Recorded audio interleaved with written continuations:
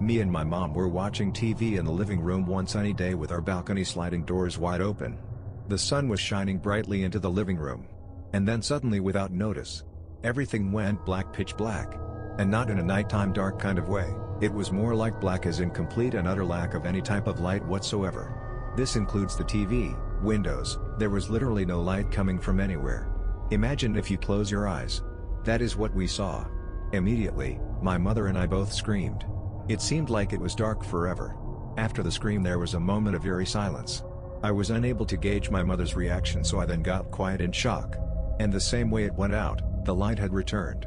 It was only gone for perhaps 5 or 6 seconds, but it felt like an eternity. But that isn't the only weird part. The sky turned to a blanket of dark clouds and it had started pouring rain. The rain only lasted for about 2 or 3 minutes, and then the sky slowly began to return to bright sunshine. Nobody else that we know experienced the darkness, but a friend of ours did notice that almost instantly, the beautiful weather turned terrible without notice. We still do not know what happened to us that day. It has never happened again.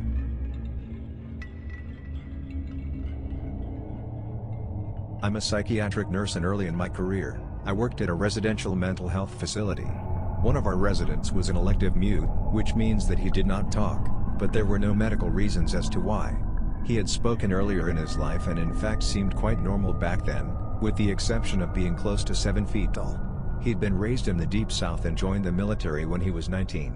But one night he vanished. He was declared AWOL, and eventually he was declared missing and dead.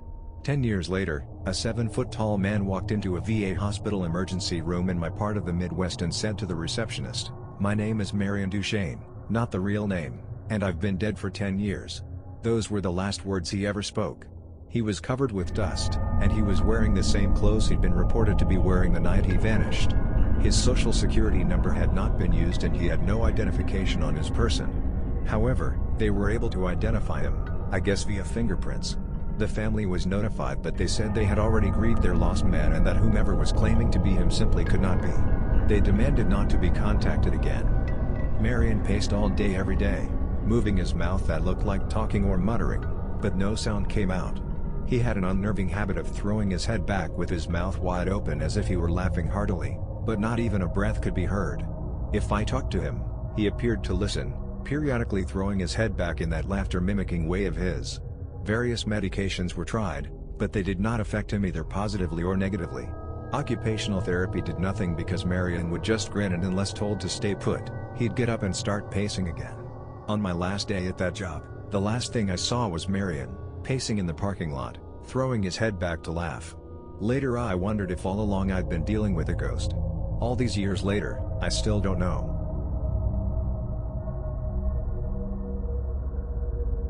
About 10 years ago, for Halloween, my mom bought a cute little toy witch that stood up and danced and talked. If switched her on, she would respond to some phrases like, "Are you a witch?" and "Where's your cat?" if she didn't understand. This creature was clearly from the deepest, darkest corners of hell. I swear it started to develop a conscience. I don't know how it was powered, but there was no battery port or anything. My sister thought it was cool and I was jealous because my toy didn't work properly, so I broke off the toy's arms, legs and nose. My sister cried, but then suddenly it started crying, or more like heavy breathing with sniffling. We were scared and so we threw it in the bin. I apologized and everything got told off and whatnot. The next morning, we found her on the breakfast bar glued back together with fake blood all over her. My dad thought it would make a funny story for next Halloween, so he fixed it, made it look scary and put it back in the attic. He couldn't have been more wrong. A couple of months passed, and we forgot about it, but the devil's spawn clearly never forgot. One random night we heard the witch's dialogue in the attic as if it was talking to someone. My dad went up there expecting to find it in the Halloween box, but it wasn't there.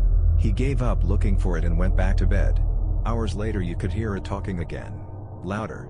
We listened at the bottom of the ladder to what it was saying, and it wasn't answering the questions from the box, that's for sure. It mentioned the mountains. We live at the bottom of a mountain. The second my dad's foot touched the ladder it stopped talking. We all went up, couldn't find it. That was the last we heard from it. Fast forward 5 years, we move across the road to a nicer house with a bigger garden, bigger rooms, and for a load of different reasons. We cleared out everything from the house including the attic and moved it across the road. The old house was empty, there was nothing left in the attic.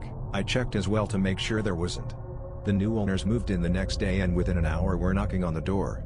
After introducing themselves, they explained they found this toy in the attic and handed over the witch still covered in fake blood. I might be making this up, but I swear it had a different facial expression. It was covered in dust and also looked chewed a little bit. We threw it out instantly out of fear. Those owners got divorced and now no one lives at the house. Until last year, we now call it the witch house. If you enjoyed the video, like, comment and subscribe.